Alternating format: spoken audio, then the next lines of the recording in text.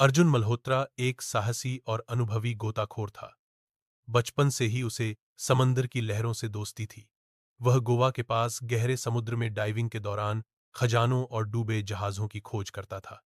एक दिन उसे एक पुराना नक्शा मिला, जिस पर एक अनजान स्थान ब्लू पॉइंट चिह्नित था। यह जगह समुद्र के सबसे खतरनाक हिस्सों में से एक मानी जाती थी। अर्जुन की जिज्ञासा बढ़ गई। उसने तय कर लिया कि वह इस रहस्यमयी जगह तक जरूर जाएगा। अर्जुन ने अपने उपकरण तैयार किए और नाव लेकर अकेला समुद्र की ओर निकल पड़ा। लहरें शांत थीं, लेकिन दिल में बेचैनी थी। ब्लू पॉइंट पर पहुंचते ही उसने पानी में छलांग लगाई और गहराइयों में उतरना शुरू किया। करीब 200 फीट नीचे उसे कुछ लोहे के टुकड़े दिखाई दिए। ध्यान से देखने पर वह हैरान रह गया।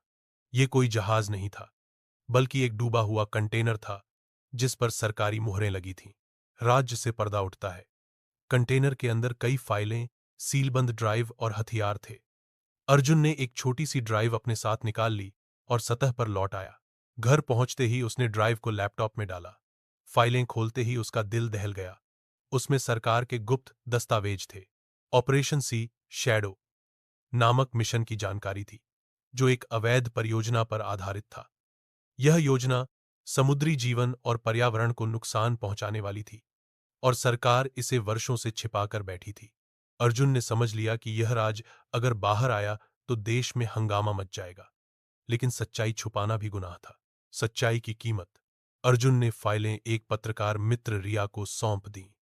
रिया ने सच्चाई की तह तक जाकर एक बड़ा खुलासा किया। जैसे ही यह खबर चैनलों और अखबारों में आई, पूरे देश में बवाल मच गया। सरकार ने इस पर सफाई दी, लेकिन सच सबके सामने आ चुका था। अर्जुन को भी धमकियां मिली, पर उसने हार नहीं मानी। वह जानता था कि देश और समुद्र दोनों की सुरक्षा जरूरी है। अर्जुन आज भी समुद्र की गहराइयों में उतरता है, पर अब वह सिर्फ खजाने नहीं, सच्चाई की तलाश में रहता है। सच्चाई चाहे जितनी गहराई में छुपी हो, एक न एक दिन उजागर होकर दुनिया के सामने आ ही जाती है। अगर आपको यह कहानी पसंद आई तो बताइए, क्या मैं इसके लिए एक और अगला अध्याय लिखूं?